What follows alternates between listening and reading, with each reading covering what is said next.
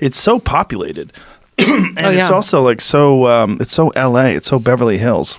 I lived there for 13 years with Laird. Yeah, there was a wave there that Laird was having a love affair with for many years. So we lived there so he could be close to his girlfriend for sure. That's so strange. No, every boy needs their girlfriend. Every boy needs a wave. They do. Well, girl, just something.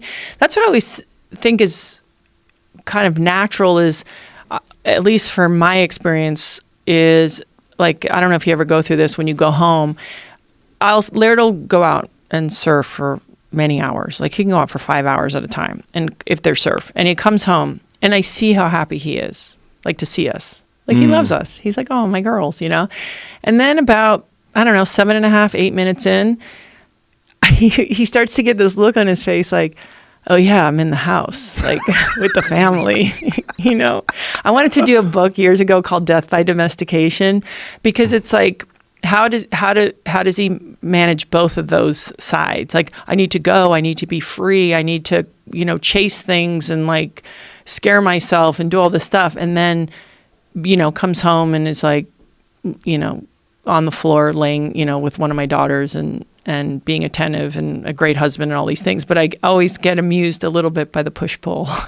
Yeah, well, especially I think with the big wave surfer mindset. Like a type of person, those are like some of the freest, wildest humans on the planet. It's a very unusual group of people that rides giant waves of water on the top of the ocean. I mean, that's a crazy thing to dedicate your time to. If you really stop and think about it. I tried not to think too much about it because I did marry him, but there's some stuff. I mean, and weirdly, he's been doing this so long that you realize he's actually even more different than some of the other guys. Because if you think about it, he's sustained doing this for right now 40 years. Wow. So he's a guy who he has both. So what he wants to do is ride a huge wave during the day and then be with his family at night. And sometimes, it would take going, halfway around the globe or whatever. And so I think the pursuit, and they have to wait a lot. That's the other thing. These things don't come around that often. Right. It's very interesting to live with because, there's a little bit of suffering that goes on. And sometimes Laird will say to me, because he's aware of time going by, he'll be like, I have a lot more waves I need to ride. And I'm like, I know. Like, it's a pretty deep calling. And now that, he's been foiling for 25 years, but now that they are getting that equipment better, it's sort of like, now we can ride places that we couldn't ride, that were not really attractive for riding on top of the surface of the water, even if you towed it. So now it's opened up a whole other pursuit for him.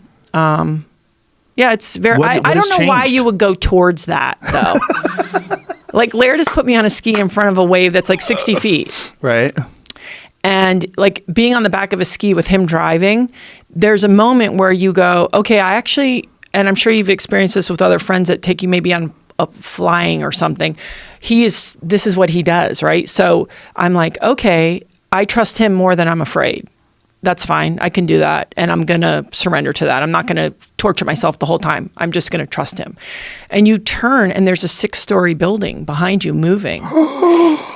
And you just think, how is that fun? How is saying like, I'm going to actively ride that. But now with the foils, because they're actually catching the energy below the surface of the water. What are the foils? I'm not familiar with So they have these things called hydrofoils. So originally there was a guy named Mike Murphy who created something called the air chair. And they've been putting foils on like water skis in different funky ways, like even in the 50s. So Laird and his friends got an air chair and cut the chair off and put us snowboard boots, bindings, quick release. So you'd stand on it, you're booted in, and below is this basically a mini airplane with a strut. So for example, there's a shot of one. And this is a smaller one. Jamie, do you have any ones of the big with the boots? I think this is what people are using.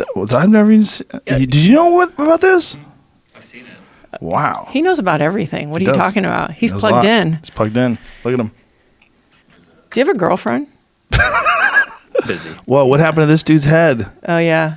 So there's Laird on the left, obviously. So you see how they're in the boots, and also the reason he looks so puffy is he has flotation underneath his wetsuit. Wow. So if you hit your head or what have you, but it's basically a miniature airplane underneath the surface. And if he gets into trouble, if they wiped out, they have a quick release. But now they've gotten this developed so that he can do it without the boots, because that adds an element of danger that Because you're strapped in. you're strapped in and your strut is, 4 feet long.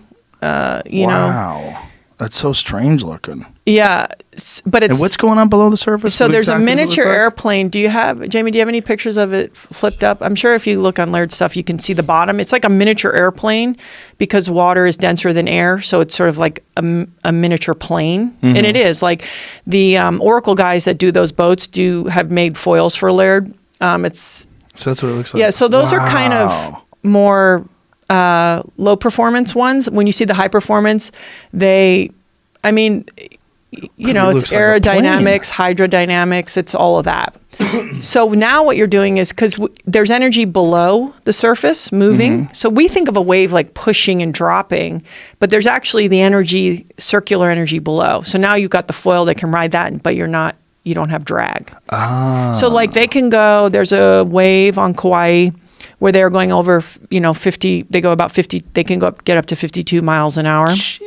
Jesus. So imagine if you did something, well, you've, dedicated yourself to martial arts. It's like, but then there's like a new way to do it. Oh. And so he's been doing the big stuff for 25 years, but now they're getting the equipment right that he can ride waves that actually wouldn't be that great, but now they're super fun. Oh, wow. So it makes him excited and he still pursues it.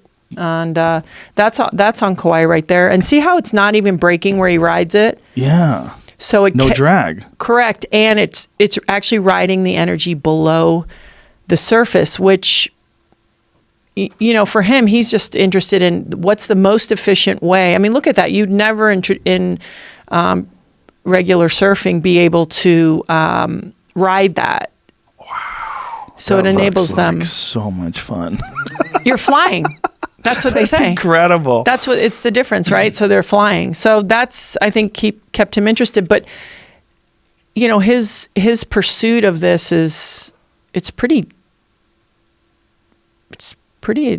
interesting relationship to watch. I think it's important. I mean, as a female, for me, I think playing volleyball helped me understand, like, having a pursuit, like something like I got to go do that. And I think it's something about living with a person who has a pursuit other than like I need a bigger war chest or whatever. Right. Can be really cool.